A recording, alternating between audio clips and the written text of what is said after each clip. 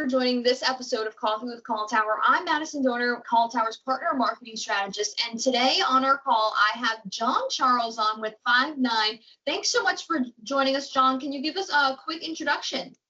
Yeah, thanks for having me. My name is John Charles. I'm a solution consultant manager here at Five9. Been in the industry for a long time.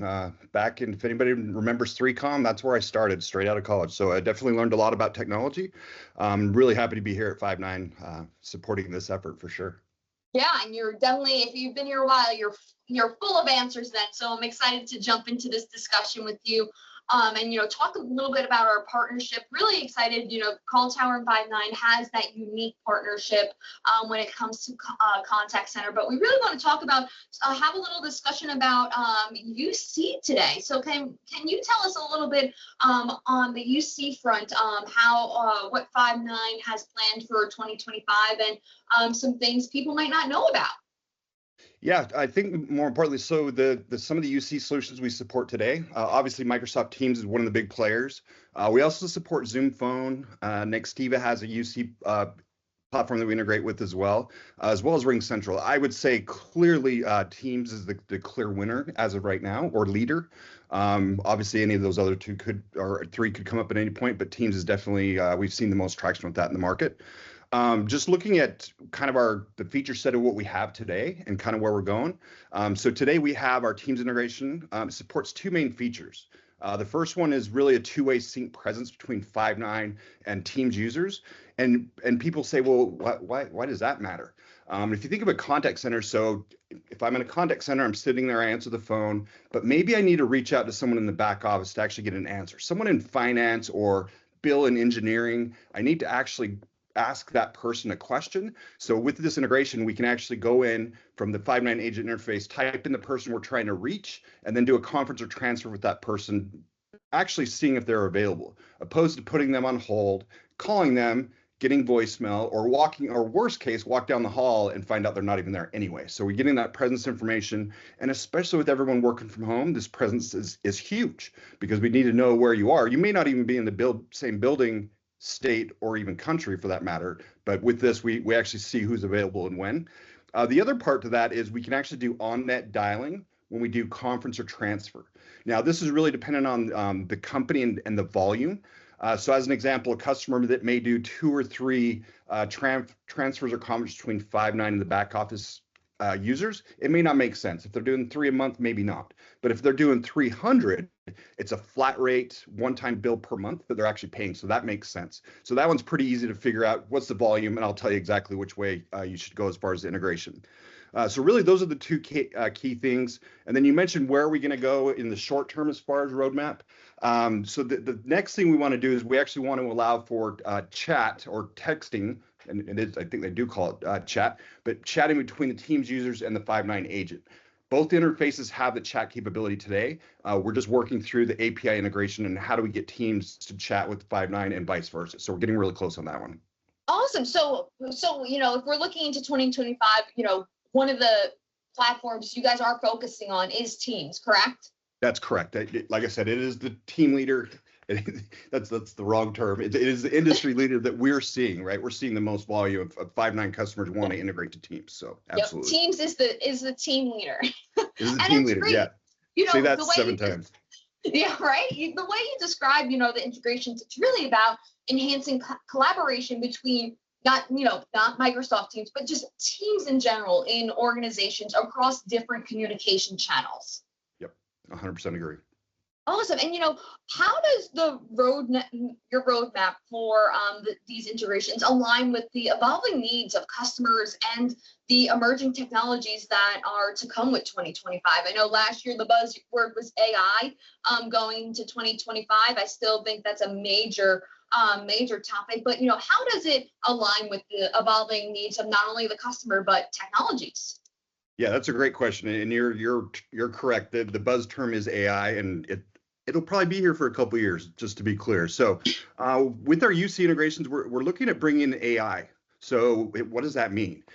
So can we build a Microsoft Copilot into the conversation? So when I do a conference as a Five9 agent with a Teams user, can there be a Copilot in there assisting us? So if we say certain keywords or phrases, can it go and do a knowledge search or something? So can we bring Microsoft Copilot into those backend UC integration part? Then we go into other things like, can we do real-time transcription while we're having this consult or conference with the backend Teams user? Can we do an AI summary of that actual interaction and then put it somewhere where it's valuable? Can we have it so that it's also in Teams and Five9 so we know what we talked about? Can we actually take it and stick in a CRM record? Because that's obviously a huge thing as well. So a lot of things we're doing to push that AI mechanism in there. The other thing that we're seeing a lot of is translation services.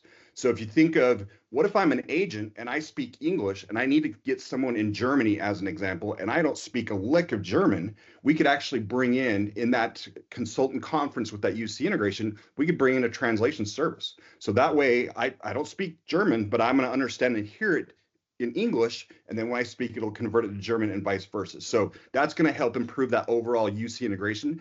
But really, Five9 is focused on pushing AI out to our entire AI blueprint in the Five9 platform. So that's really where we're going to be pushing all those different components in our UC specific integration. And what are you guys seeing right now? You just talked about the translation tool, and I'm sure, as more and more companies expand globally, that's definitely going to be a top item on a lot of organizations' lists to make sure that they have. But what are you seeing right now as like the number one item that customers are wanting from you guys? Yeah, what's interesting is they all say they want AI, and then the big question is, where do you want it? And they don't know the answer to that, right? With Five9, we have AI throughout our entire platform. As an example, we have intelligent virtual agents, also digital virtual agents, so think of bots. But basically, you can call into a phone number and actually do all this analysis by yourself. And so that's where we can start to bring in the Google dialogue flows. We can start to bring in other AI technologies. And then from there, once the call continues onto the agent, we can bring AI to that front as well. So I talked about the real-time transcription. We can do sentiment analysis. We can do AI summaries using ChatGPT, pick your poison 3.5, whatever. We can also do guidance cards as well. So as certain things are being said in the conversation, bubble that information up to the agent so they know the right questions to ask, or they know the answers to the questions being asked.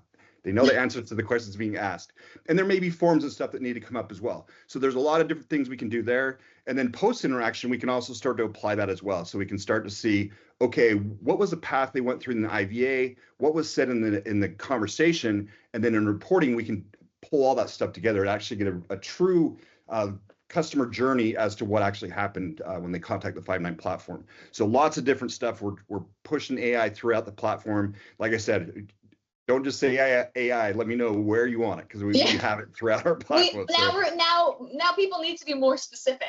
Yeah, be specific. Yeah, and I think the best part about this is our partnership. The Five9 and CallTower partnership.